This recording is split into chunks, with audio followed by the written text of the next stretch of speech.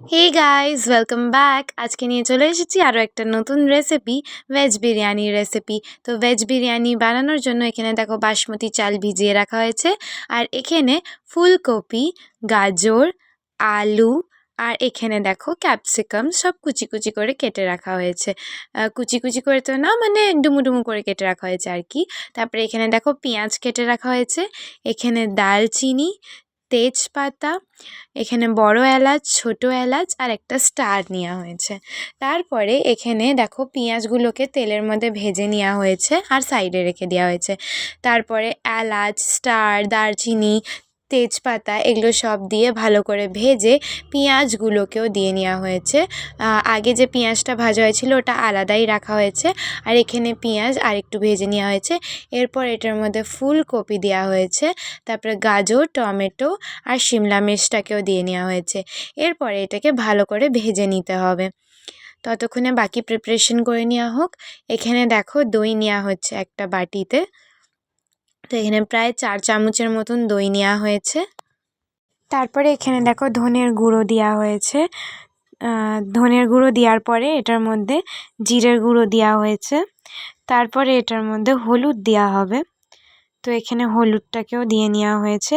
এরপর এটার মধ্যে এভারেস্টের বিরিয়ানি মশলা, শাহি বিরিয়ানি মশলাটা দেওয়া হবে।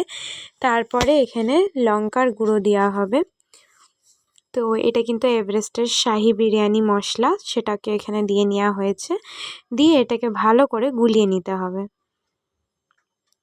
তো গাইজ আমি গুলাচ্ছিলাম তো বাটিই ঘুরে যাচ্ছিল, তো এখানে মাকে বললাম যে তুমি ঘুরাও। তো এখানে মা এটাকে গুলিয়ে নিচ্ছে ভালো করে। তো দেখো কালারটাই কত সুন্দর লাগছে না? তো দেখো এখানে গুলানো হয়ে গেছে। এরপরে আমাদের তরকারিগুলো কিন্তু ভালো করে এখানে ভাজা হয়ে গেছে, আর তরকারির কালারটাও চেঞ্জ হয়েছে। আরেকবার একটু খুন্তি দিয়ে কিছুক্ষণের জন্য নাড়াচাড়া করে নেওয়া হয়েছে। এরপরে এটার মধ্যে যে আমরা পেস্ট বানিয়েছিলাম ওই পেস্টটাকে এখানে দিয়ে নিয়েছি। দিয়ে এটাকেও ভালো করে কিন্তু মিলিয়ে নিতে হবে। তো দেখো এখানে মা খুন্তি দিয়ে ভালো করে নাড়াচাড়া করে মিলিয়ে নিচ্ছে। আর তোমাদের এই রেসিপিটা কীরকম লাগলো অবশ্যই কিন্তু কমেন্ট সেকশনের মধ্যে জানাবে। আর এই ভিডিওটাকে বেশি থেকে বেশি রিচ দেওয়ার চেষ্টা করবে। তো এটার মধ্যে এবার পরিমাণ মতো নুন অ্যাড করে দেওয়া হয়েছে। নুন অ্যাড করে দেওয়ার পরে জল অ্যাড করে দেওয়া হয়েছিল কিছুটা। আর তারপরে এখানে ভাত তো আগেই বানিয়ে রাখা হয়েছিল, ওই ভাতটাকেই এখানে লেয়ার বাই লেয়ার কিন্তু দিয়ে নিতে হবে। তো এখানে দেখো ভাতটাকে মা দিয়ে নিচ্ছে ভালো করে লেয়ার করে। তো এই যে দেখো অল্প অল্প করে, একবারে কিন্তু ঢেলে দেওয়া হবে না, অল্প অল্প করে ভালো করে সার্কেল শেপে ছড়িয়ে দিতে হবে।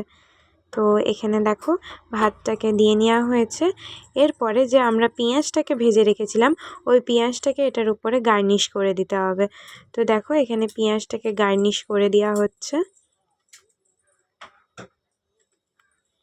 তো দেখো পেঁয়াজটাকে গার্নিশ করে দেওয়ার পরে এটার উপরে ধনেপাতা দিয়েও গার্নিশ করে দিতে হবে। তো দেখো এখানে ধনেপাতাটাকেও দিয়ে নেওয়া হয়েছে। আর দেখতেই পারছো তোমরা কতটা সুন্দর লাগছে এটা দেখতে, তেমনই খেতেও খুবই সুন্দর হয়েছিল। তারপরে এখানে উপরে কাঁচা লঙ্কা দিয়ে নেওয়া হয়েছে, দিয়ে এখানে ঘি দিয়ে নেওয়া হয়েছে। তো ঘিটা জমে গেছে আর কি। তো এটাকে ঢেকে একটুখানি ক্ষণ রেখে ছেড়ে দিতে হবে। তারপরে ভালো করে এটাকে মিলিয়ে নিতে হবে। তো দেখো ঢাকার পরে এখানে মিলিয়ে নেওয়া হচ্ছে। আর এমনি করেই কিন্তু ভালো করে মিলিয়ে নেওয়ার পরে আমাদের গরম গরম ভেজ বিরিয়ানি কিন্তু তৈরি হয়ে যাবে। তো দেখো এখানে সার্ভ করে নেওয়া হয়েছে, আর এখানে টমেটোর চাটনির সাথে সার্ভ করা হয়েছে। ভিডিও ভালো লাগলে অবশ্যই লাইক করো।